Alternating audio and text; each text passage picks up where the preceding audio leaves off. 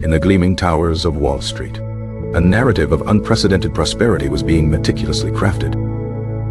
The global economy, it was said, had entered a new era of stability and perpetual growth.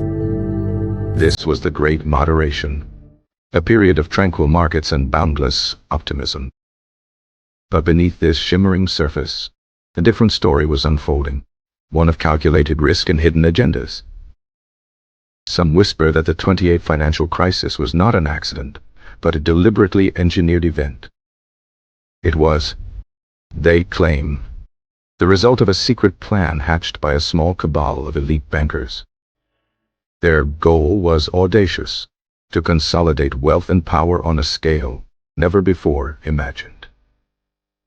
The conspiracy's roots allegedly stretch back to the late 1990s with the repeal of the Glass-Steagall Act.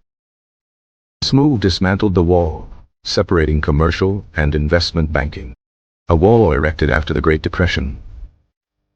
With this barrier gone, financial titans were free to play with the savings of ordinary people. The architects of this plan, it is said, operated from the highest echelons of global finance. They saw the American housing market as the perfect vehicle for their scheme. A bubble, they knew, was easy to inflate with the right tools. The first step was to flood the market with cheap money, courtesy of historically low interest rates. This encouraged millions to take on mortgages they couldn't truly afford. These were the infamous subprime loans, the fuel for the coming fire. Lenders, incentivized by huge fees, abandoned all traditional standards of caution. They handed out ninja loans, no income, no job, or assets. The bankers then took these risky mortgages and performed a dark financial alchemy. They bundled thousands of them together into complex instruments called mortgage-backed securities, MBS. This bundling was designed to obscure the toxicity of the individual loans within.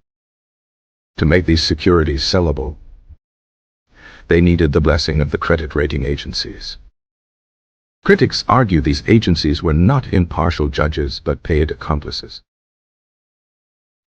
For the right price, they would stamp even the riskiest MBS with a coveted AA rating.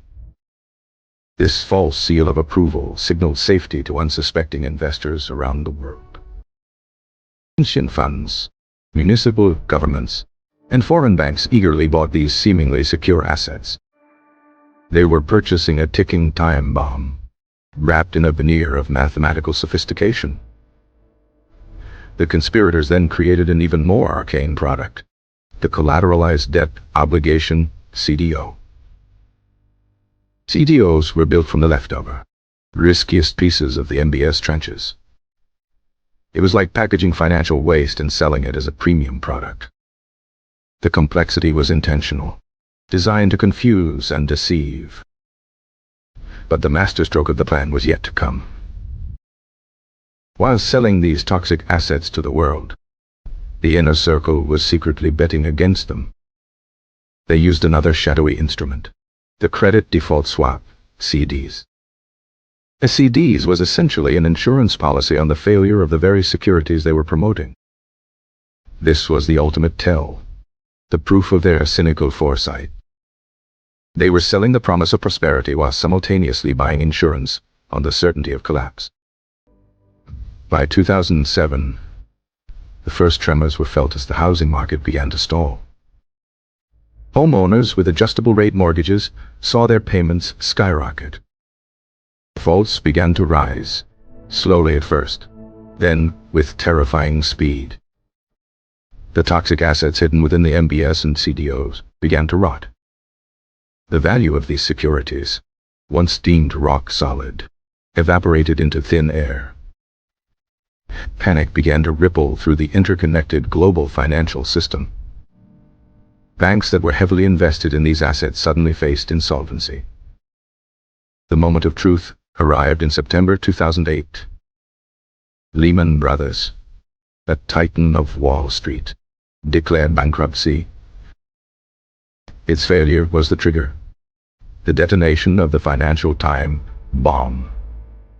Credit markets froze solid as banks refused to lend to one another.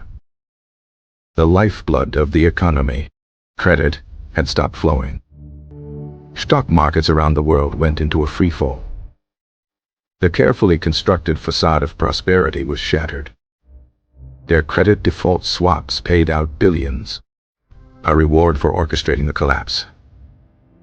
Then came the final act of the alleged conspiracy, the bailout. The very institutions that caused the crisis claimed they were too big to fail. They argued that their collapse would bring down the entire global economy. Governments, faced with an abyss, were forced to act. Taxpayer money, hundreds of billions of dollars, was funneled to the banks. It was a historic transfer of wealth from the public to the private sector. The banks were saved, their losses socialized, while their profits remained private. The architects of the crisis not only survived, but thrived. Meanwhile, the real world suffered the consequences.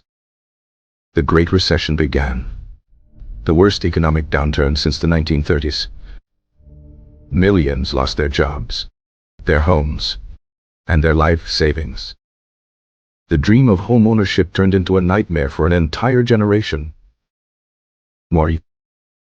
The official narrative blames a perfect storm of greed, stupidity, and lax regulation.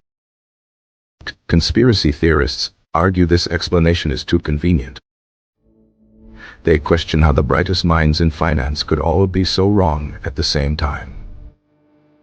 Was it truly a collective failure of imagination, or a success of deliberate design? No top executive ever faced criminal charges for their role in the crisis. They walked away with their fortunes intact, some even larger than before.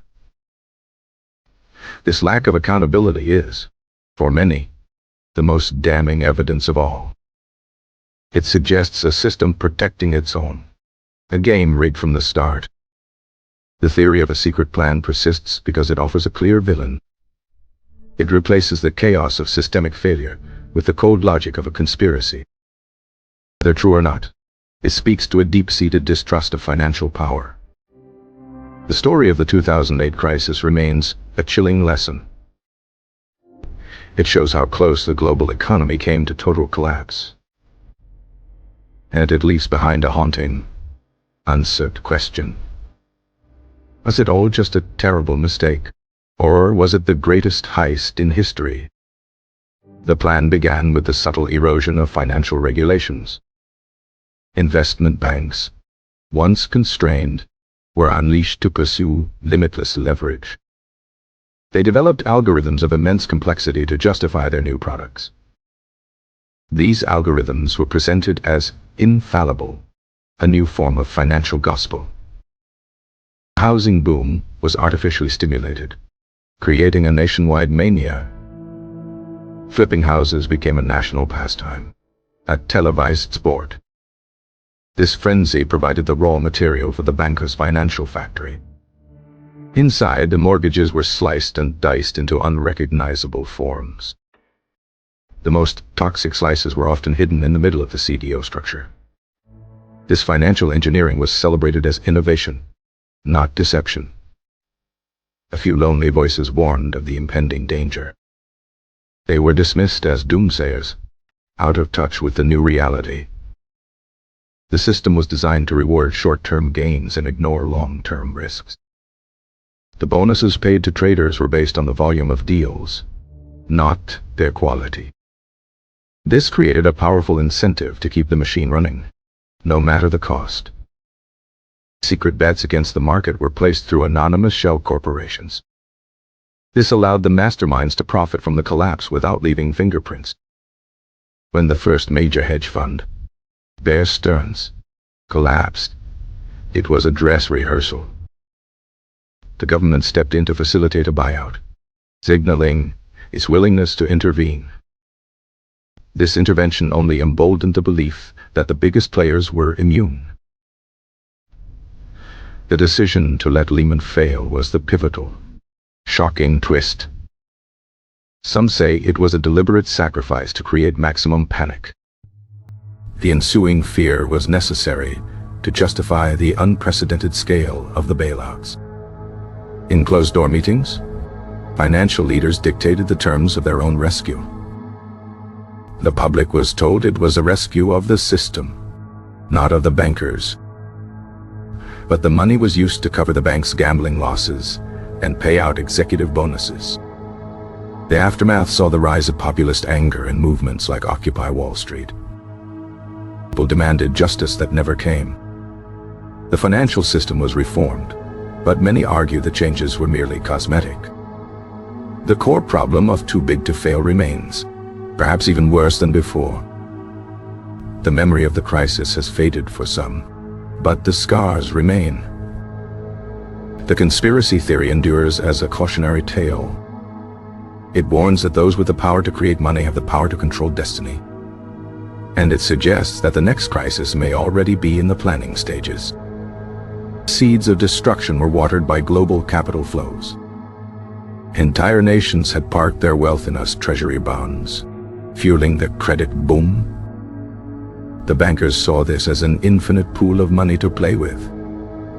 Synthetic CDO were created, betting on the failure of other CDOs.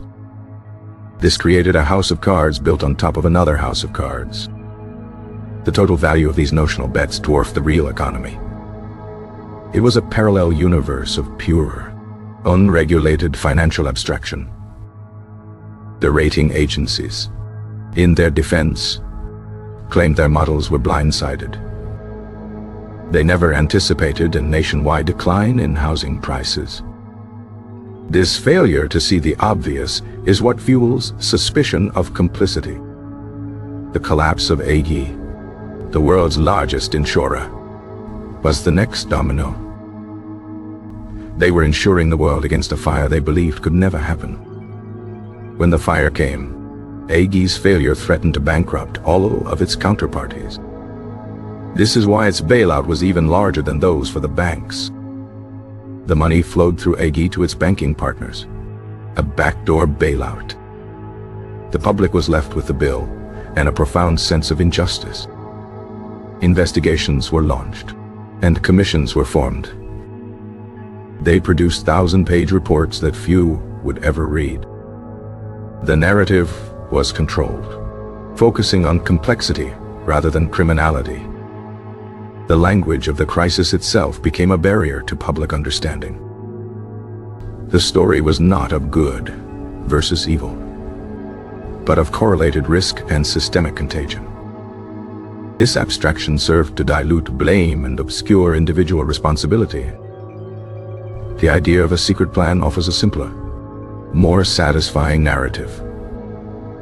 It posits that the chaos was not a bug, but the primary feature of the operation. The confusion and panic were the perfect cover for the transfer of wealth. Decades later, the debate continues in the shadows of the financial world.